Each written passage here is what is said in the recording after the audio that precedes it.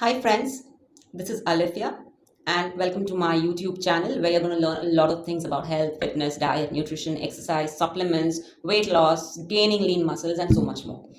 So the topic of today is the differences between being overweight and being obese. It's very clear that obese means being extremely overweight.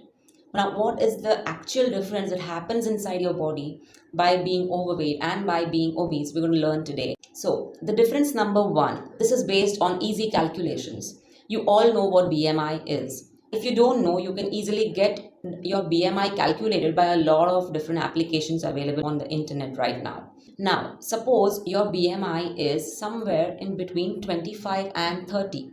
That states that you're not obese but just overweight.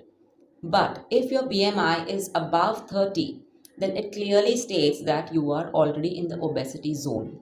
Now, as the BMI in the obesity zone starts increasing, say from 30 you go on to 35, then you go on to 40, the higher the BMI gets after the obesity zone has been crossed, which means that you are vulnerable to invite a lot of health disorders like diabetes, cholesterol, cardiac diseases, hormonal disorders, infertility issues, and a lot more. If you are in the BMI zone of 19 to 25, it states that you are normal. You don't have to worry, you just have to keep doing the good things, follow the good diets, and continue a good activity level in your life. So now we come to the difference number two. This is basically how much time it takes for somebody to get obese or to get overweight. Somebody can just go overweight in a couple of weeks or months, or maybe just lack of good diet, good exercise, festive season, holidays, whatever, and then they can just go on to the overweight zone. But somebody who is obese, it's clearly understood that person has not gone into the obesity zone overnight, over a period of months or over a period of years span. It has taken him or her couple of years to get into the obesity zone. It's very rarely possible that someone from a normal BMI gets into the obesity zone just in a period of a year. It doesn't happen that way. A lot of people only realize when their medical reports are bad, when the doctors ask them to do something about their weight, is that then the calling comes from within that no, they have to do something about that.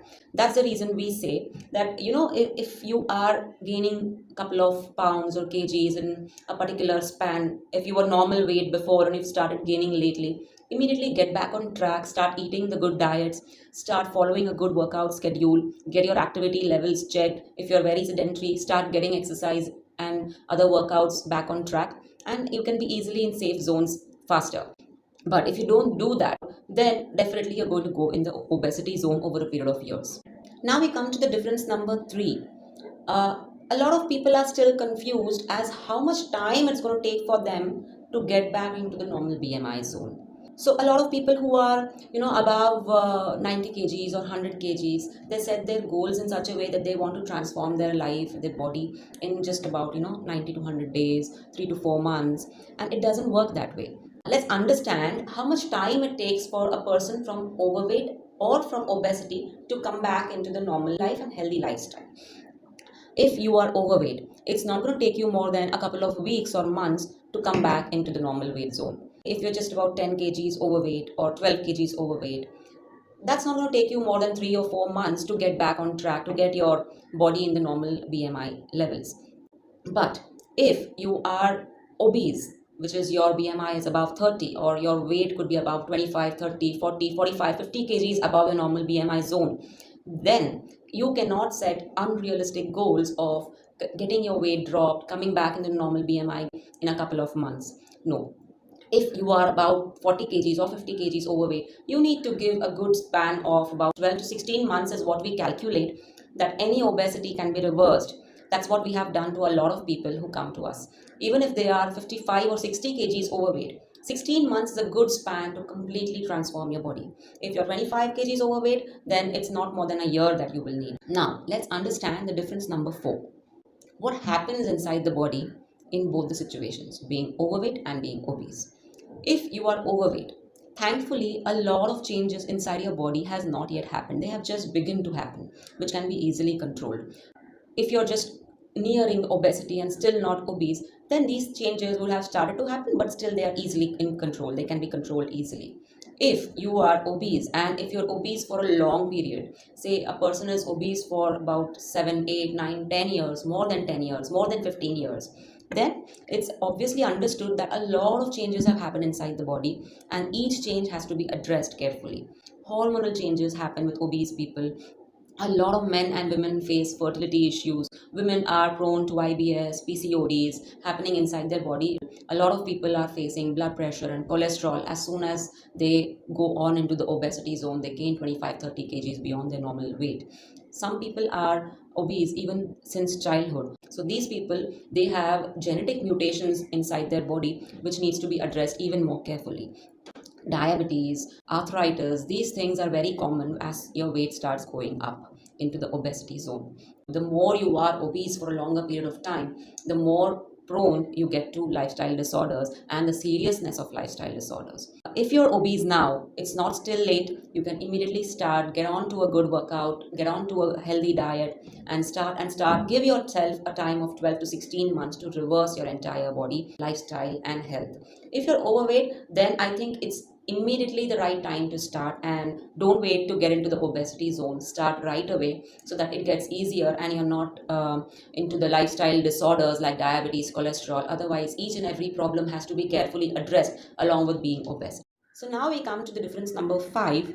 A lot of people come and ask us that what differences should we consider when suggesting a workout for an obese person whereas for an overweight person. Now, it's important to understand that an obese person is quite higher than his normal weight, normal human circumference, and therefore a lot of his organs like heart, lungs, they are working harder in order to cater their body weight, which is higher than the normal weight zone. So these people needs to be given modified workouts which are easy for them to follow, because they are not going to be able to do each and every workout in a very perfect form, in a very perfect manner.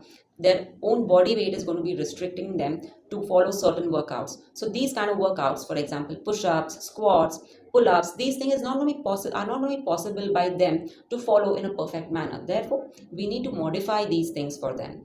Whereas an overweight person, for him or for her, a lot of workouts are going to be easy for them to follow because their body has still not gained a large amount of weight. So they can follow most of the exercises unless they are having any other underlying disorders.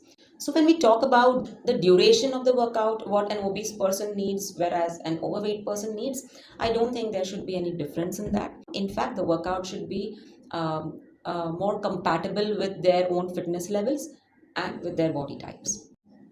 Now we come to another difference, like what kind of diets should be considered while keeping in mind an obese person and while keeping in mind an overweight person.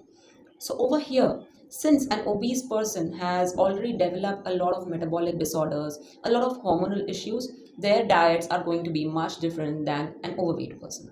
When it comes to an obese person, we need to check his organal health, his liver health, pancreas health, and then his carbohydrate intake or protein intake or fat intake has to be planned. What kind of foods are given for obese people in order to heal their metabolism?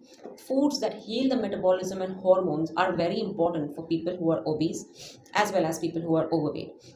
So it's just not about calculating the macros. It's just not about restricting your fats or controlling your carbs. It's not that. It's about the kind of foods, the micronutrients which are needed to support the metabolic healing, support the hormonal healing, which is going to accelerate their weight loss and accelerate their obesity reversal.